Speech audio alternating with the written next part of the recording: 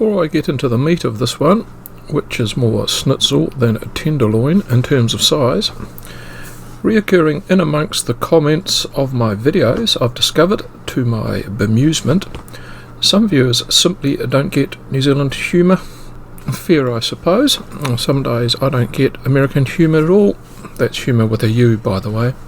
Anyway, I believe I've come across an event during World War II that epitomised what New Zealanders find really funny, what produces the biggest hoots and hollers in Kiwi circles.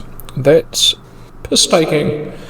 Thought I'd cheekily tie it in with the theme of this one.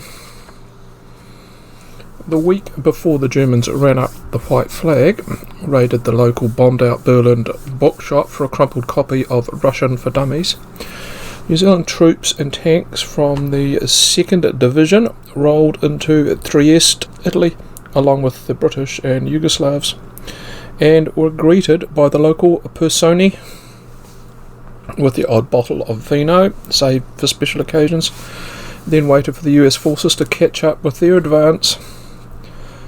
By the time the Americans arrived, the Germans had hightailed it entirely out of Italy. It was time to celebrate. And what better way to celebrate if you are from the States than with a parade? For the record, New Zealanders don't do parades, lines over 5 people, and singing of anthems, English or Te Reo Maori. But since the division were subservient under the overall command of the United States, as were the British, etc., begrudgingly they were forced to go along with this victory parade rather than, say, raiding cellars and fraternising.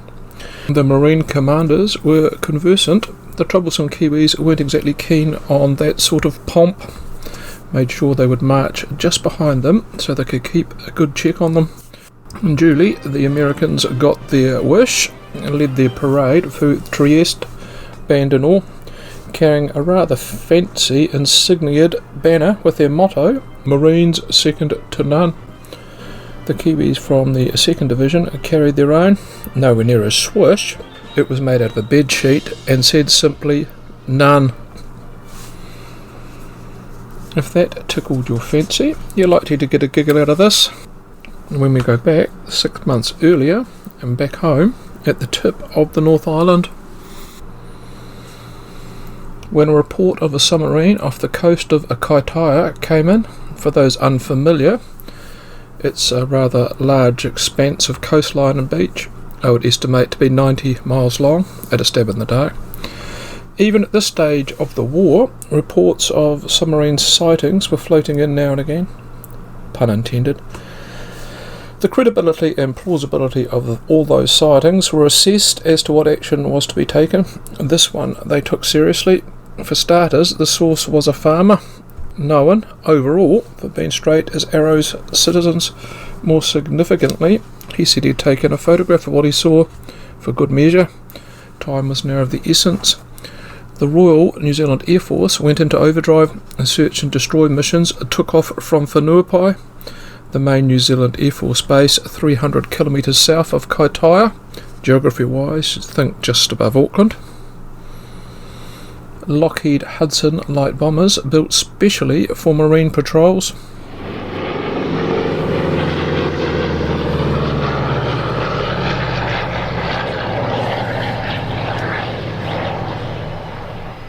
Venturas from the same American aeronautical company, another twin-engined medium bomber.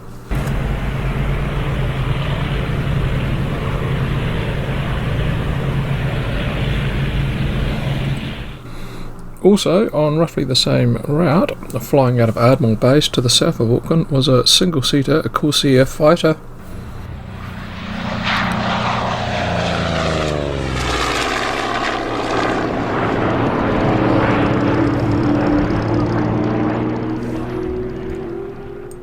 As such was the urgency to get hold of that photo, the pilot's mission was to land at the smaller Waipapakauri Air Force Base, second a car, and then drive the 20 kilometres to the farm, retrieve the film and get it back to Ardmore for the boffins to examine it, post-haste. Soon the film was back at Ardmore, developed to reveal the farmer was bang on. It was a sub. and just surfacing or riding anchor. From the conning tower and superstructure, there was enough to identify it as being Japanese. And no, that's not the photo. It's the best I could rustle up on Google, and it's a German sub, not a Nihon. The search for the Japanese submarine off the coast of the tip of New Zealand was redoubled, and calculations were made as to the radius of where it could be versus the time and location of the original sighting. New Zealand Naval Board and Devonport Naval Base were put on red alert, an example of which was this converted trawler with the unimaginative name Coast Guard. By the way, that vessel has a bit roll in one of my forthcoming videos. The Aussies were also clued up in case it had bolted due east. The photo was also passed on to the New Zealand Police Force, and there was always a worry an onshore incursion could have occurred, inland raids, sabotage, that sort of thing. The police, they had their own forensic unit. On examining the photo, police photographer Vic Naylor spotted flaws. Something wasn't right here. Senior Detective Stevenson was sent to investigate, and he turned up on the farmer's doorstep with a few questions Naylor wanted answering. Under questioning, the farmer cracked and led the detective to one of his paddocks, to a water trough.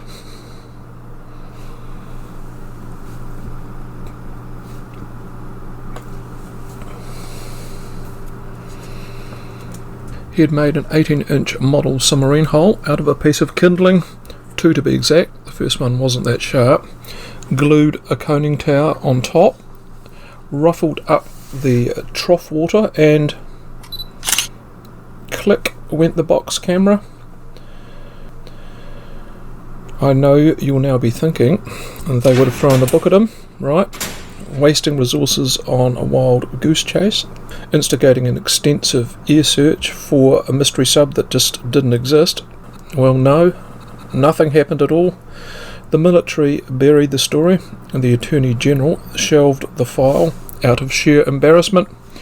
With the war going on, exposing the level of incompetence here wouldn't have exactly inspired confidence amongst the public. Any prosecution and the resulting court case would have also revealed the second reason why the hoax was swept under the carpet.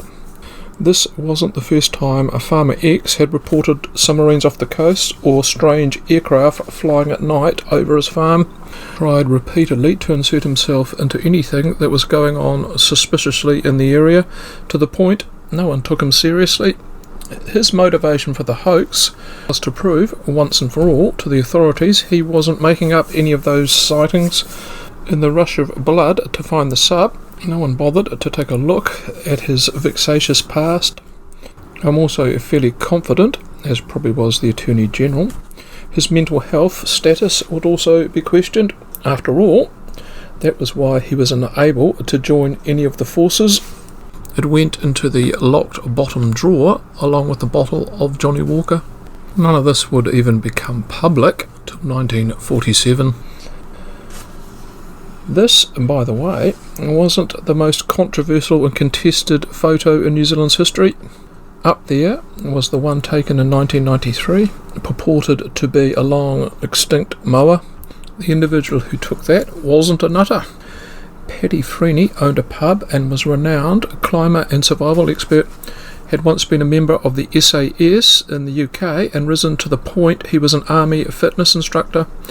Tough as nails, Freeney was sure what he and his companions encountered in the bush not far from his hotel, and didn't suffer fools lightly. That video follows and is in the description. And thanks for tuning in to my hobby channel. I try and dig up unique and interesting stories from New Zealand's past, like the one you've just eyeballed.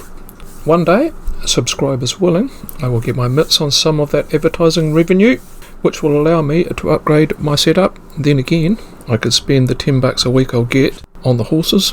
Let me ponder that dichotomy and get back to you. Stand well.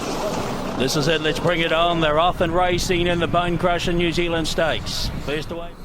Boy, that decision was made quickly. Bye for now.